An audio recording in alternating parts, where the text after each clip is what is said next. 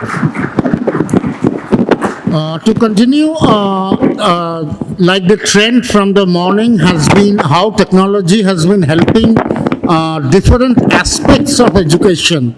So now we would be talking about one important aspect of education, admission in institutions of higher education. So this topic is leveraging innovation technologies to augment the admissions process. And it's my pleasure to call the eminent panelists who are part of this discussion. May I request Commander Dr. Bhushan Devan, Vice Chancellor and President of Sridhar University, Pilani. A round of applause for Commander Bhushan. Can we have on stage Dr. GRC Reddy, Vice Chancellor, SR University, Hyderabad. Round of applause for Dr. Reddy. Can we have on stage Dr. Dheeraj Sanghi, Vice Chancellor of JK Lakshmipat University, Jaipur. Round of applause for Dr. Sanghi.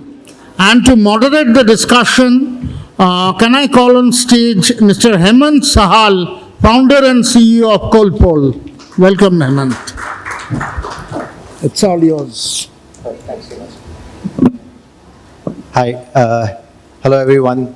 Thank you to APAC for this opportunity and organizing this event. I think we literally had a panel discussion between ourselves, just 30 minutes before, and we had a wonderful conversation. So what we are going to do, considering that we have here some very eminent panelists who have a very, very vast exposure in the higher education, as well as in other, like we have Dr. Bhushan from who has a Navy background, and Dr. Sanghi, who's also been in the public institutions earlier, and Dr. Reddy. So we have actually thought that we will be talking about the larger area around student centricity, because that's one of the key areas today that most of the universities and good higher education institutions are thinking about. And as we were talking with, Indian higher education is going through a tremendous transformation. A lot of us may not realize it, normally, but if you look at most of the top institutions, they know it, that how things are changing so drastically. And in the next 5 to 10 years, it would be completely different. And there are so many different elements and dimensions to it. So one of the dimensions is student centricity. That in India, education institutions have not been really very student-centered. But if you go to US, one of the things that I have personally seen while traveling is how institutions there look at students in some ways as customers, and as any company would actually care really highly for the student, for the customer experience. Universities and colleges look at student experience as one of their topmost priorities. So my first question to all the three panelists here is that what does student experience mean to you, first of all? So if very quickly, within a minute or two, if you can define student experience according to you, what does that mean? And then we'll probably open the conversation to some deeper questions here. So we'll probably start with you, Dr. Reddy, and then to you, and then to Dr. Sanghi here. At the outset, let me first thank APAC for inviting me for this panel discussion. My observation tells me that, throughout the world, no university, no educational institution is known because of its brick and mortar. They are known because of its faculty and the students more than the president or vice chancellor of that university. Of course, vice chancellor also is very important to facilitate, to guide, but more than that, it is the students and teachers which are important. In the present scenario, out of these two, students have become more important because teachers are becoming more or less, facilitators. So education importing should be student-centric. Right from admission stage onwards to teaching to their experiential learning, even after leaving institution also, everything should be student-centric, then only the university will flourish. This is my take in brief. Thank you. Hearty good evening to all of you. I think it is a tough session. Good evening, right? It's 4:30 perhaps? 5. It's a tough task to keep awake and listen to us guys talking about, hi-fi logic. I think we can see, you can see us, a lot of light on us, but I can't see many people, we are teachers, one can be, quite bored that. Yesterday I came across a joke. One student was a good, supposedly bright student was failed by a teacher, all right? And he went to the teacher and he told him that, how come you have failed me? I'm a bright guy, you have failed me. He says, no, how come you're a bright guy? He says, okay, I'll ask you a question. If you can answer that question, if you can't answer the question, you have to pass me.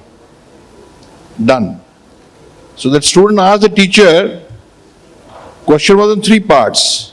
First part, A part, tell me something which is legal but not logical. Part B, something which is logical but not legal. And part C, something which is neither logical nor legal. The teacher was stumped. It's very easy to ask very tough questions from anybody. That requires no brains. Full night, the guy couldn't sleep properly. Next day morning, he came to the class. He threw the same question to the class. It's very easy to teach. You can ask questions from students. The student got up. Said, I'll answer. So, okay, get up. So the guy answered, see, sir, you are a 60-year-old guy. Of course, I'm 70, all right, doesn't fit me. You are a 60-year-old guy and you have married a 23-year-old girl. So that is legal but not logical. And that girl is having an affair, that your wife is having an affair with a young man, that is logical but not legal. And third thing, the guy in question is me.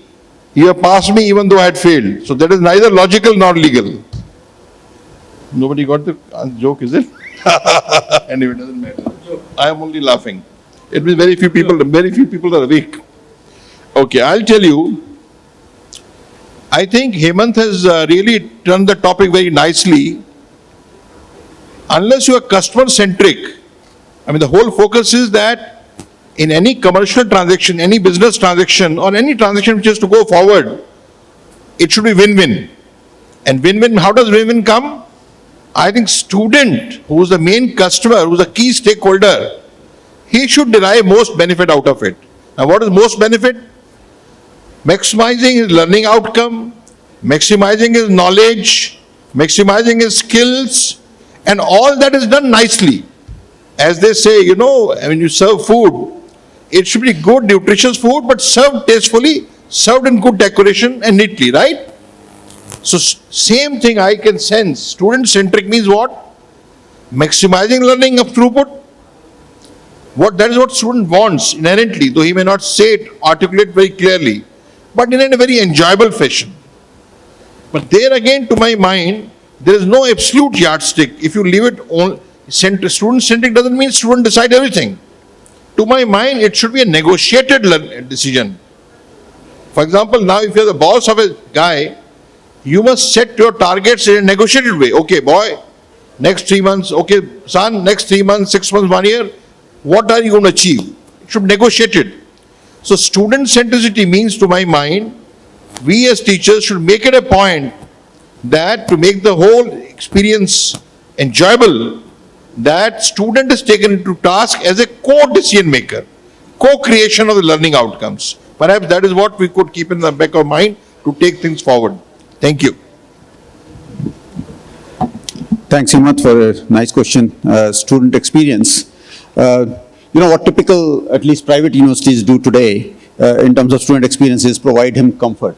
The AC halls, AC residences and everything, good infrastructure, the food outlets and so on and so forth. But I think we need much more than that. To me, student experience improves if, if we treat personalized everything. For example, in education, can we have a credit-based system? Can the student decide whether he wants to be fast or slow? Is something, is everything same for all students? No, there are people who do differently, right? So, plus, what is student's take on, various decisions that are impacting him or her, right? The student should be part of all the decision makings. In fact, if you see good universities like IITs, etc., students will be part of even the highest bodies like academic council, right? I think that improves the student experience. If students know that in the disciplinary committee, the students are going to decide what punishment should be given if you have done some violation. It's not some 60-year-old who's going to decide that. So I think if we have those kinds of things, not just infrastructure, not just AC and stuff, but these things that will make student experience much better. Also connecting the two, because the topic was also around admissions, and as in the world of technology, we regularly, we talk about that when the markets are premature, the distribution wins. When market starts maturing, a better product wins. And when markets have matured, then the better brand wins. So I think in higher education, long back, almost like a couple of decades back, it was mostly, distribution. Like students would go to whichever is the best college in that region. And slowly as it started, the market of higher education. And when I say the word market, I don't mean to mean it a commercial term, but the space as it started evolving and started becoming more mature, the better products started winning. And that's when you see the rise of private universities happened, like VIT or several others, which actually started growing because students went for, and what does better product in education means is like better placements, better exposure to opportunities. But slowly, as you see, there are so many universities, and just take an example of liberal arts. There's so many universities today on liberal arts that, it's very difficult for students to differentiate, and that's where the brands are winning. So a lot of times student does not even know what is the, the programs like syllabus, and they're just looking at the university because the university enjoys a brand, they're taking it. So question is that, one, I would love to learn from your experience in terms of what are you doing to building a better product, which means the larger student experience which you, at your university especially, you can share some experience. And second, what are you doing to build a better and stronger brand, which is obviously a lot in the non-tangible things. So those two, what are you doing to have a better student experience in your campuses, on your institutions? And second, what are you doing to build a better, stronger brand? So probably we'll start with you, Dr. Sanghi, this time. Thanks again. So, frankly, I come from a government setup which never thought about branding. So even in my current institution, we are really not so focused on branding. We believe that if we provide good quality education and good student experience, the branding will happen eventually. It may be a little bit late, but we will, the slow and steady wins the race kind of stuff, right? What are we doing for improving student centricity and experience? Having come from IIT Kanpur, I think, which is extremely student-centric institution, I'm really trying to copy pretty much everything that I've seen there. So, for example, my students are in every committee on the campus, including academic council, which is, I believe, for private universities is very rare. Disciplinary committee I talked about earlier. The second thing is this decision making. The students will decide what they want to do. In terms of what courses they do when. If they don't like to do some course in the third semester, they can do it in the fifth semester if this course is being offered every odd semester, let's say. We have a completely credit-based system. We have moved on to that. A student can decide whether they want to do a 4-year degree in 5 years, they want to take off in between, they want to do some entrepreneurship, whatever. So we are creating rules which are extremely flexible, and really students decide pretty much everything that they want to do. Of course, all the standard things like infrastructure and all the clubs and sports and so on, they're there. I'm not talking about them because I think every university offers them. There is nothing special that we do in those things. I will say even the exams, etc. If somebody is not ready for an exam, we always, the final exam we have twice, right? One is the standard end of semester exam, but if somebody says I'm not ready for this exam, then we actually repeat the exam a month later. So those kinds of things, we are trying to do. There are many other things, but I think the time is limited, so I will request others to continue. My take is that, first of all, in a private university setup, there is an inherent lacuna there is no external examination really. So if I am the teacher, I am setting the paper, I am evaluating. And so in that sense, I can't have an impartial evaluation of myself also.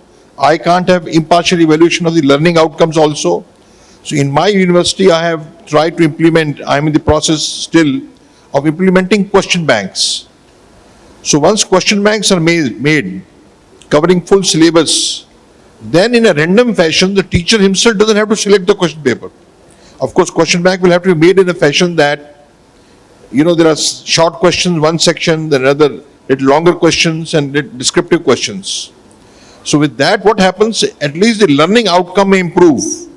Now, this is not something which perhaps students were not asked, I must confess, but I think it will benefit the students. Intrinsically, that is what will help them. And going forward, they would also be happy in the sense that full syllabus that they have been given is actually being covered, even though it's a private university.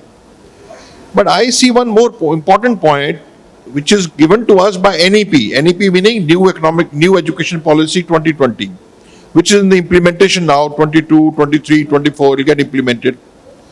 I saw something very nice there, that, Indian MOOCs,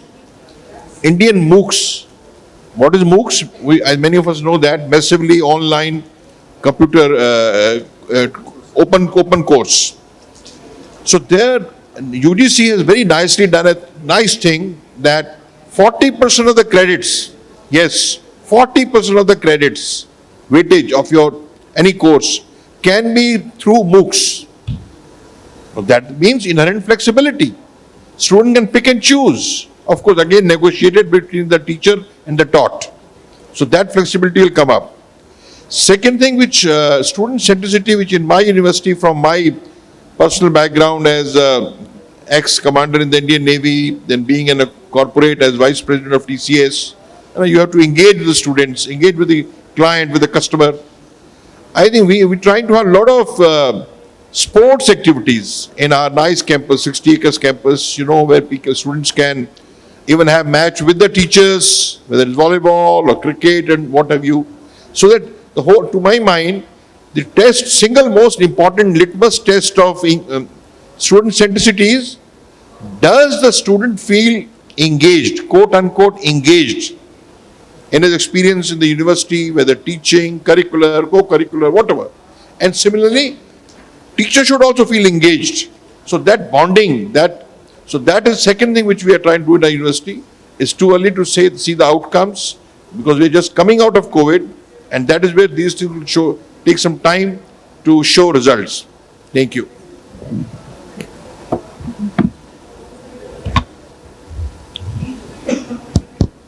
In my view, in spite of good facilities available on the campus, flexibility made available to the students, unless good teachers are there on the roles, it's difficult to build the brand of the institute. So you should have good teachers, and if you have good teachers on the roles, naturally, even though full flexibility is available to the students, they'll be moderated. The requirements, accordingly, the students will flourish. Accordingly, the fast learners, slow learners, they can be divided, they can acquire their degrees in the due course. If there is a fast learner, you can have additional courses, you can acquire honors degree, and things like that, if happens, then, the institute will get some name and fame. That is how, the brand is built. Thank you. So how do you find the right balance? Because one of the key things which institutions struggle with is that, especially in undergraduate, where the students' exposure is still very limited, where do you stop in terms of asking the students what is the right thing for them to do, right? So where is the balance? So the question is, let's say when it comes to credit, choice-based credit system, a lot of the good institutions have a policy of recommendations that come from the faculty mentor, because students do not have exposure, so they can't decide which is the right course for them. And a lot of times, I also know students will go to the seniors and ask which is the easiest subject, where do you get good marks. So they try to optimize for that than actual learning. but also we have seen across institutions, where we work, that faculty which is lenient, gives good marks, ends up getting the best feedback ratings. Faculty which is academically rigorous and makes students actually, really learn, ends up getting maybe poor feedback. So how do you then decide where the question of maturity from the student side is also, doubtful? How do you maintain a balance in bringing in what is right for them versus asking from them what is, their choice? So probably we'll start with you, Dr. Reddy. That is where actually the counselor's role comes into. So naturally, students try to prefer the teacher, who gives them, good grades and all that. It will be there, but if you have good teachers on the roles, such things will be minimized. That is the only way. And in addition to that, student counselors will be there. They will guide the student. That is the only way. But these days, students are not, they are very, very, intelligent people. They know what course they have to do, what course they can opt for their career. Okay. That way, I think, the students are more intelligent these days. Thank you. Yeah, in fact, that is what I have tried to say in my say, right from the word go, that it has got to be a negotiated mix. Student may not know the best. As a teacher, as a teacher have to guide him to select, and that is where the balance will come. And I want to add one more issue.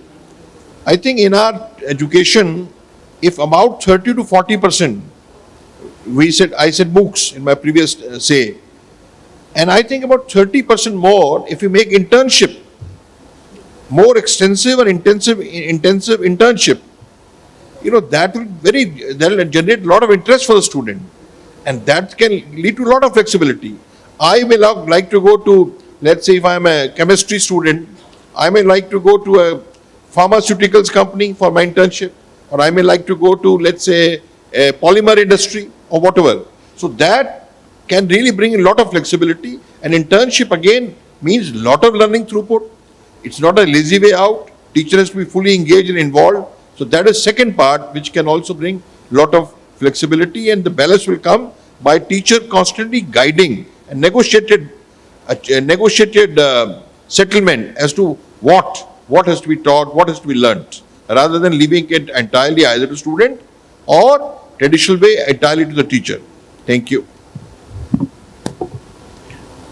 Hemant, I think the premise of the question that students in a college, undergraduate college, are not mature enough, that's what I would like to challenge. I think students are very mature. The reason that they act in immature ways is we assume they're immature. You put responsibility on them, and they will prove to you that they're responsible people. And that's what we try to do in our university, right? So for example, a lot of private universities have this hostel restrictions, curfew timings, particularly for women and all that kind of stuff, right? We don't have any curfew timings, right? We just put some red lines, and we have initially mentors, guides who will tell them that these red lines are important, right? You can't have a fight, physical fight. You can't destroy property.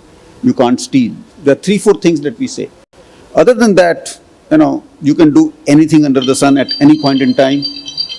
We haven't had any problems because we keep telling the students that, look, we have given you so much flexibility because we believe you are responsible, you are accountable.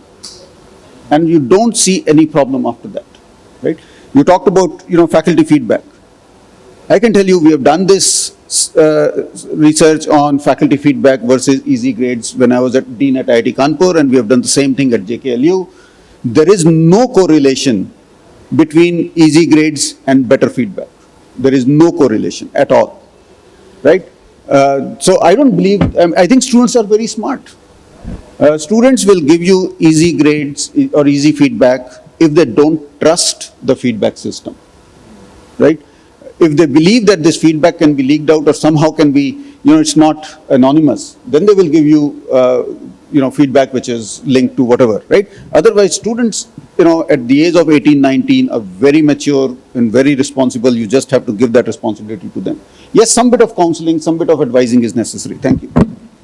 Okay, so as we talk about more flexibility and student centricity, it comes at a cost, right? So if you're talking about CBCS, I know most of the institutions have adopted CBCS in a very, I would say, superficial way, with very limited options for students to select, because at the end of the day, it requires you to have a better student-faculty ratio.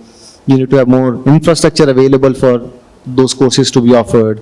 You need to have faculty which actually can teach multiple, subjects, and you're not actually putting completely, different courses on the same faculty to teach, which they don't even have a lot of times background.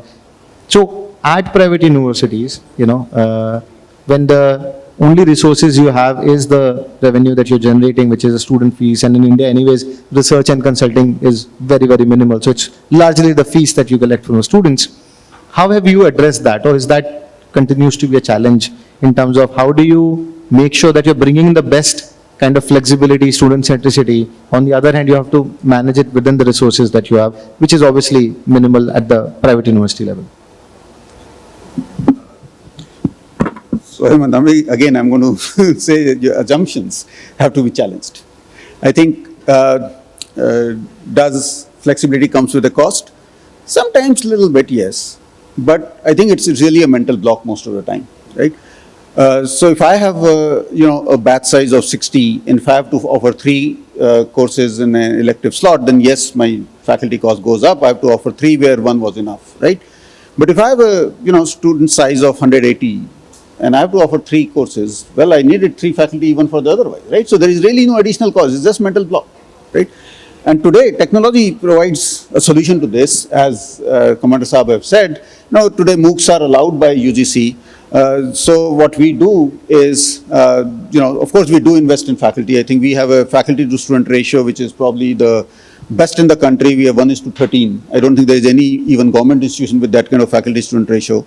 But we still allow them to go for MOOCs. We have a tie-up with Coursera, for example, which allows a whole lot of courses to be done. And there will be 1 faculty member attached with the MOOC, so that we trust our own, evaluation. So only the evaluation part will be done by this faculty. All the learning is done online. And therefore, we are still able to provide a lot of flexibility to our students. And as I said, this is just a mental block to me.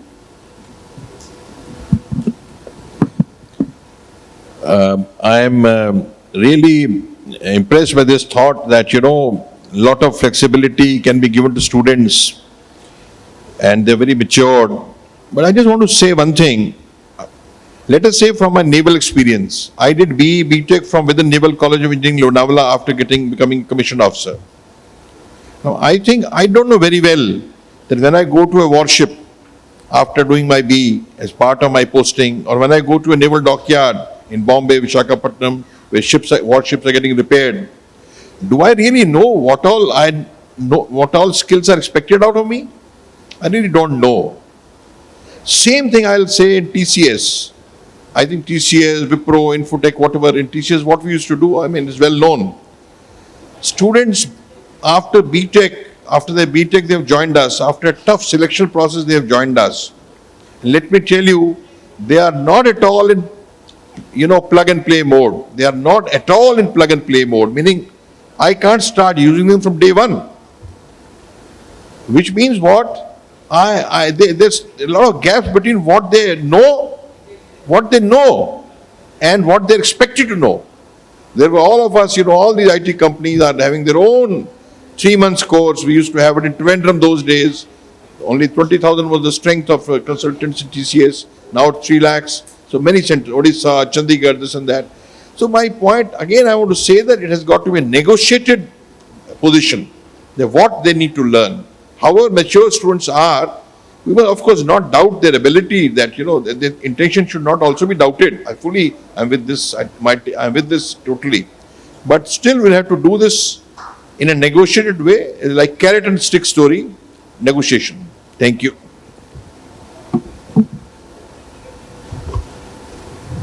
I have a slightly different view. It is true that, majority of the students are not employable. That is true, because they lack skills.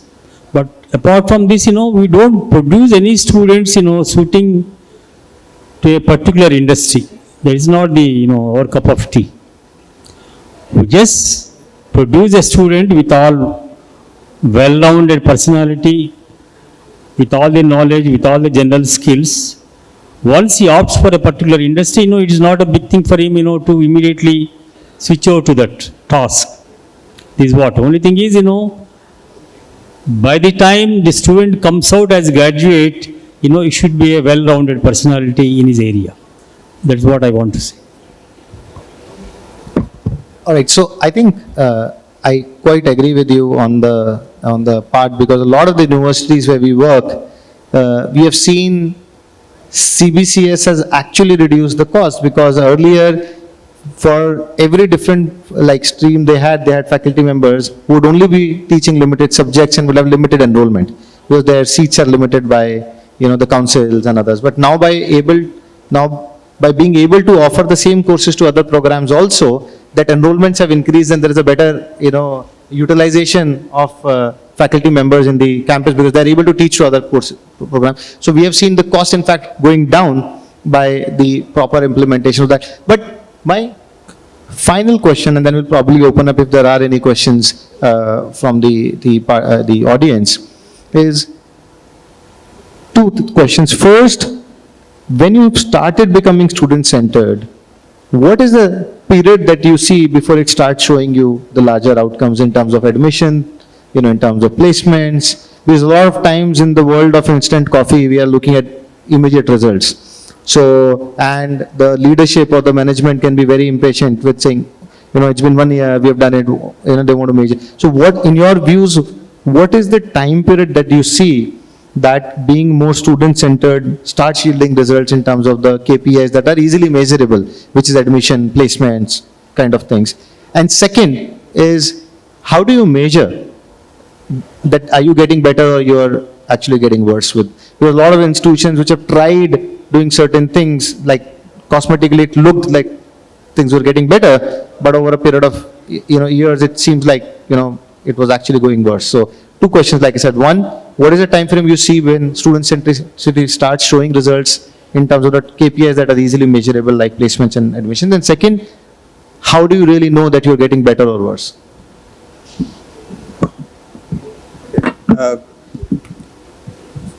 So I don't think I would like to even connect student centricity to directly with the results.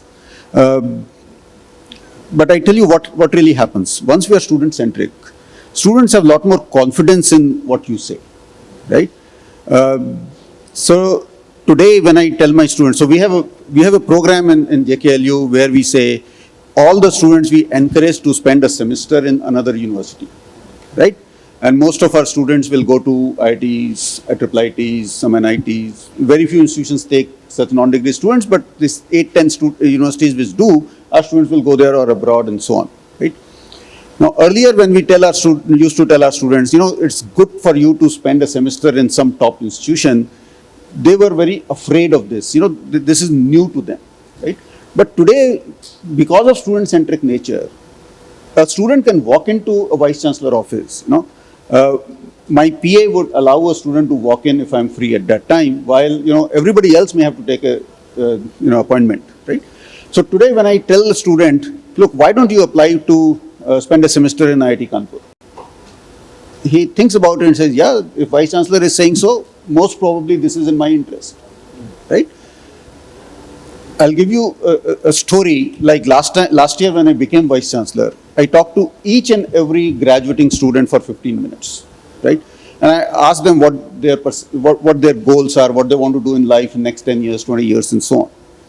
At the end of this conversation, I said, look, I'm going to do one policy change here. So if I take BTech Computer Science, across the country, the median salary offered is 3.5 lakhs, because all colleges depend on service industry, TCS, Wipro, Infosys, and so on. So all colleges in this country, other than IITs, BITS, and some couple of IIITs, you will see the median offering is 3.5 lakhs, right? So our place was also 3.5 lakh. We are same as everybody else. I told them that I'm not going to allow any company in campus placement which is less than 4 lakhs. Because, I think my students are superb compared to the average, right? I think if I had not done that one-to-one equation with them, if I had not said you are going to take decisions and so on, right? If I had sent this email to them, there would have been protest. But since I had so much of negotiation, so much of discussion, so much of whatever, I think they all accepted it, right? And all of them are placed with, we have one of the highest placement record in the country, right? I think that is what student centricity brings to you, that they are willing to negotiate, they're willing to listen, they're willing to talk to you, and they're willing to think that the administration is in their favor. So I think that it's a much larger outcome than somehow thinking this will lead to that is, that's not this thing. That's all. The two questions which Hemant asked, that how much time will it take before you as a university started, rolling out your student-centricity program? My simple answer would be 18 months and beyond. At least 18 months or beyond, it will take time to show the results to the public, get to the realization for the teachers, for the students, for all the stakeholders, top management. Second question is more important. What are the KPIs? How do you measure? Is the student centricity program succeeding or failing? I would still think that the hard measures have got to be there. I think brand survey, I think placement, median salary in the placement, number of admissions, yes, why not? So these parameters would have to be carefully determined. And only then the program should be fine-tuned based on those, measuring those KPIs, program should be fine-tuned to, go in one direction or the other. Thank you. In the present scenario, unless our imparting education is student-centric, the institute will not flourish at all. In due course, it will die down. So it is imperative. You are forced to be student-centric. Only thing is, to make it successful, you should have good faculty on your roles. Then it will be all right. This is what I feel. All right, so I do have one question, but before that, if there is anybody who has a question, would be happy to take it, or else, yeah, so I see one hand up. Can we get a mic for her, please? Is anybody around here? Can we get a mic there? There are many mics. No, they have one there. I think then what happens, everybody gets to hear.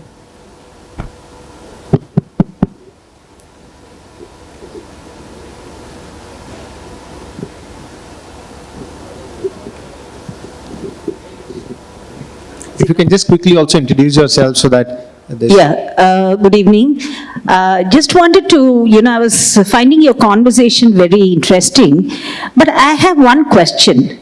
We talked about student centricity, but I feel somewhere, most of our universities lack a strong research base, because of which many of our students, even the cream de la cream of our student community, prefer going to other countries because we lack. Our universities are not providing that. Our higher education forums are not providing that, because of which we are losing a lot of talent within our country. That's my strong take on this. I may be right, I may be wrong. They're all esteemed vice chancellors sitting there, but that's my view. Sure, thanks. I don't think anybody would disagree with you here. We all in agreement, we need to improve the research capabilities, but also it's also to do with in my personal opinion, it has to also do with what does the country really need. So while research is very, very important and everybody agrees, we also need teaching, institutions in India, because looking at our demographic dividend, one of the key focus is also on making sure we have graduates that are well-rounded and can go to the industry. Yeah. No, once I am saying that, good teacher should be there on the roles means, good teacher means teaching involves, automatically, it is clubbed with research. Research and teaching, they go hand in hand. A good teacher means, naturally, he will be doing He will be interested in research also. That is how, research automatically it is included in the teaching. If I may address this question, Madam, in your question, I sense this again very important point you have raised, and it is a very important element of student centricity also. What is the level of my offering? It is not purely student experience. It is not purely giving trust and freedom and respect to a student. What is the level? What am I offering? If I am lacking in that basic itself, the rest everything is pure icing on the cake, perhaps. So that's a very good point. Though that topic perhaps should be taken up in a separate session. Definitely, it's a very good point. Thank you. If I may also add to this, I don't think students are going abroad because there is no research in our institutions. I think students are going abroad because there is no teaching in our institutions. If we take care of good teaching here, a lot of people will stay back. The second issue is, a few good institutions that we do have in this country, their admission process is just completely screwed up. I think, having a single exam for 3 hours, deciding where you will go to, it's very easy for a good student to go abroad if you can afford it, than to go through a 4 year of JEE coaching or NEET coaching or whatever. So I think if we just improve teaching in a lot of institutions in India, we will see a lot of people staying back. In fact, we will see a lot of foreigners coming to India to study if we can provide good quality education. I totally agree, and I think one additional point here on the research, now that you brought it out, is it is also how much as a country and as an industry we value research. So if you see if you go to US, people who have done PhDs are one of the most top paid, employees at these top companies. While if you look at how many PhDs are getting employed in India at top salaries is questionable. So I think as a country, we also have to start valuing research because in India, we are a growing country, right? So we are largely middle class or lower than that, right? So the income is very important for them. So why people are also choosing less of research is also to do with what prospects exist in our country after the research. While abroad, if you go and do PhD, probably you have far better prospects there. But if there any other question, happy to take it or we'll wrap it up. I think we're out of time. So thank you so much to all of you for joining in. Glad we had lesser panelists, so we got quality time to have this conversation. Thanks again to APAC for organizing, and thank you all of you for being such a wonderful audience. Thanks so much. I think I'd request all of you to just stand together for a group picture. Thank you. Thanks to all the panelists.